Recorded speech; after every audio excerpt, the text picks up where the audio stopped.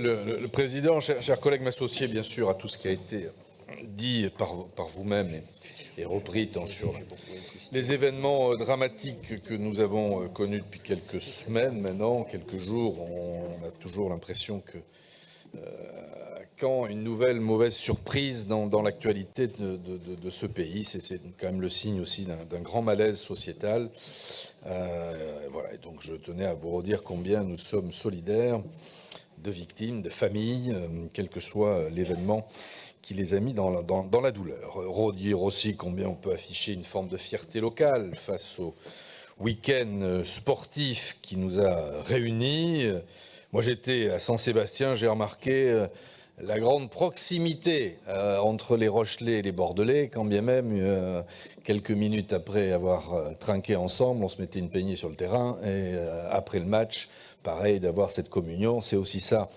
Le monde du sport, et nous sommes dans une arène, et ça va me permettre de rentrer dans le sujet. Et on voit bien que les expressions des uns et des autres pourraient s'apparenter au monde du sport, sauf que dans le monde du sport, on s'aperçoit qu'il y a une forme d'éthique, une forme de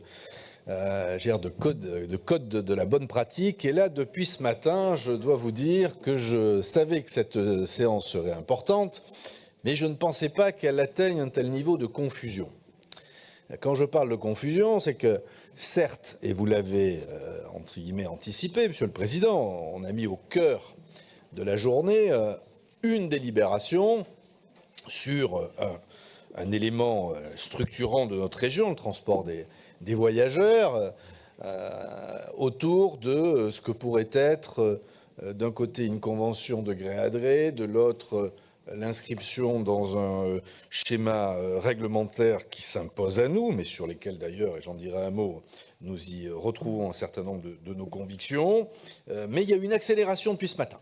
Et je serais tenté de vous dire que des quelques interventions que l'on a pu entendre, je nous félicite, au groupe auquel j'appartiens, d'avoir proposé ce qui, j'espère, sera envisagé, et c'est Christophe Duprat qui défendra tout ça au moment de la discussion, un amendement visant à dire, regardez, face aux questionnements, aux interrogations, au positionnement à géométrie variable, allez, donnons-nous un peu de temps, rediscutons de tout ça, parce que contrairement à ce que vous dites, Monsieur le Président, la SNCF s'inscrit dans le jeu de la concurrence, et c'est vous qui l'avez organisé comme tel, puisque vous le revendiquez, entre guillemets, c'est une convention de gré à gré, mais qui se fait en parallèle de quelque chose de plus global, qui s'appelle l'ouverture à la concurrence. On aura beau revenir, Alain Bachet, à Bismarck ou à d'autres considérations plus politiques sur les différents traités qui s'imposent à nous, mais enfin la réalité, elle est là. Et notamment le droit européen et puis les convictions de chacun. Et je m'aperçois que vous allez réussir ce tour de force, Monsieur le Président, de réunir contre vous des gens qui sont en réflexion contre une délibération, mais pas pour les mêmes raisons. Ça va être un tour de force assez particulier. Je l'avais bien remarqué. Oui, non, mais enfin, je veux dire, oui, vous me titillez avec soi, mais enfin, c'est peut-être plutôt à vous poser la question. C'est peut-être plutôt à vous poser la question, de la façon, la méthode, l'orientation. Moi, je n'ai pas bien compris, mais encore une fois, le débat, il va avoir lieu dans quelques minutes, et je ne veux pas qu'on le préempte les uns et les autres à travers ce discours liminaire, mais moi, je n'ai pas bien compris votre doctrine là-dessus. Et excusez-moi de le dire comme ça, vous savez, nous, on a toujours préféré l'optimisme de la volonté au pessimisme de l'intelligence. Voilà. C'est un peu pompeux, je sais, et beaucoup peuvent se l'attribuer. Mais la réalité, elle est là. Et moi, je ne peux pas me résoudre au fait que vous annonciez que c'est comme ça et pas autrement. À un moment ou un autre, avoir un peu de respiration, prendre un peu de temps. Les mêmes arguments que vous allez nous refuser les uns et les autres dans quelques minutes, c'est ceux que vous avez pu déployer il y a quelques semaines, quelques mois, face à un grand débat national autour de l'avenir des retraites. Vous allez être les mêmes à nous dire, là, on est pris par le temps, les mêmes qui disaient à l'époque, mais repoussons, renégocions, rediscutons. Bon. Vous allez être dans une espèce de schizophrénie, pardon du mot, sur ce sujet-là. Au-delà de la Convention et de l'avenir du transport voyageur, et encore une fois, Christophe Duprat, plus d'autres peut-être parmi mes amis interviendront parce que le sujet est important. La séance n'est pas anodine aujourd'hui. Dans quelques minutes, on va voir que notre compte administratif nous permet de s'inquiéter, ou en tout cas d'avoir des alertes. Et par rapport à tous les objectifs qui avaient été fixés au moment de la présentation des budgets 2022-2023, on a les premières alertes sur un mouvement structurel qui n'est pas conjoncturel, sur des recettes qui tournent moins bien, même si elles sont plus importantes que ce qu'on avait imaginé au vote du budget primitif et du budget supplémentaire de l'époque, mais enfin, une raréfication de la recette, et en tout cas, celle qui aujourd'hui est la plus dynamique, et c'est aussi un paradoxe, excusez-moi de le dire comme ça, c'est que c'est grâce à l'inflation, enfin qu'on rentre aussi des recettes, c'est quand même une forme de paradoxe, où on regrette des taux inflationnistes qu'on n'avait jamais connus depuis des années, et qui nous permettent, tant bien que mal, de rentrer une centaine de millions d'euros supplémentaires grâce à l'inflation. Bon, des capacités d'endettement qui se dégradent un peu, bon, bref, une alerte. Alors même qu'à travers l'ordre du jour, on voit les grands enjeux qui sont devant nous. Bien sûr qu'on les connaît, ce n'est pas une découverte aujourd'hui de se dire qu'on va peut-être, même si ça va être évacué assez rapidement, parler du CPR. Moi, j'ai envie qu'on parle du CPR.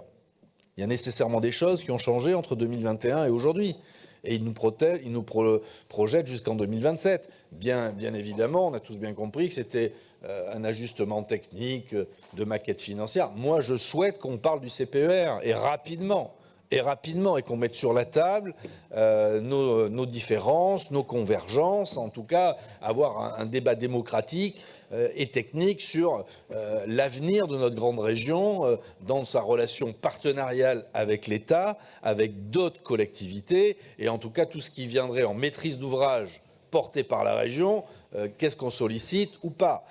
Ça peut paraître récent, 2021, c'est très lointain quand on voit la succession d'événements dans le paysage institutionnel, politique, économique et social de notre pays. Moi, j'ai envie qu'on parle aussi du SRADET. Les concertations, les présentations territoriales ont lieu depuis quelques jours. Tant mieux. Bon, c'est bien d'aller consulter à l'extérieur. C'est quand même mieux aussi de se consulter entre nous. Ça fait un moment qu'on s'interroge sur l'opposabilité d'un certain nombre d'obligations qui aujourd'hui posent question. La zéro artificialisation nette. D'ailleurs, aujourd'hui, on a certains de nos amis politiques, je parle des LR, au Sénat, qui proposent de redonner un peu de temps pour revenir sur ces questions. Moi, je souhaite, Monsieur le Président, que d'ici la fin de l'année, on organise un état des lieux, un diagnostic et un débat sur l'avenir de ce que serait un nouveau SRADET. Néoterra, il ne se passe pas une seule délibération, ou en tout cas parmi les plus engageantes de notre séance, sans qu'il n'ait pas fait mention de Néoterra. Il y a combien de temps qu'on n'a pas parlé de Néoterra entre nous? Ça fait 6 mois qu'on nous annonce une présentation, un échange, un projet, une vision, en tout cas parler de Néoterra. On ne sera pas d'accord entre nous, mais peu importe. Mais ça pourra peut-être nous éviter des complications à terme si d'ores et déjà on exprime les choses en séance et dans les différents groupes que nous sommes. Il y a bien sûr l'idéal toujours de créer des groupes transpartisans, c'est très bien, c'est très volontariste, c'est très séduisant, mais il y a aussi une assemblée. Et il y a aussi une commission permanente. Alors j'entends, on est tous à regretter, ah ben ça se trouve là, ça va durer 2 jours. Bon ben déjà on est un peu là pour ça, hein, pardon, que de délibérer, ça fait partie de notre job. Et puis second point, il y a peut-être aussi en termes de méthode et d'organisation, un rééquilibrage à avoir entre la commission permanente et la plénière, et qu'on utilise aussi les séances de commission permanente, peut-être pour les élargir, je ne sais pas si c'est possible également, mais en tout cas pour qu'il y ait des échanges où tous les groupes sont représentés et faire des points d'étape sur des grands dossiers qui ne passeraient qu'en séance publique, mais qu'on n'a pas le temps à chaque fois d'inscrire à l'ordre du jour.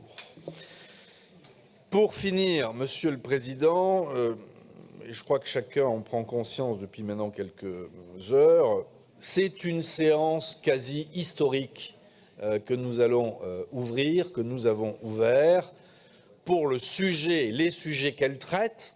Je pense au transport de voyageurs TER, mais aussi pour l'éventail de tous les autres sujets qui seront présentés dans cette séance. Je crois que j'ai rarement vu autant de modifications de règlement d'intervention, de prise de considération sur des éléments très structurants, sur des politiques publiques très enracinées, j'allais dire, en tout cas dans notre territoire. C'est un moment historique. Prenez-en toute la mesure, et je vous redis, on ouvrira le débat tout à l'heure sur le TER. Moi, je ne voudrais pas qu'on se noie dans le pour ou contre la concurrence. Nous, on sait qu'on est pour. On est dans qu'est-ce qu'on apporte à nos voyageurs, qu'est-ce qu'on apporte à nos territoires. Et dès lors que vous avez fait le choix d'aller sur une convention de gré à gré, nous, on demande à ce qu'on remette un certain nombre de choses sur la table. C'est le débat qu'on aura tout à l'heure.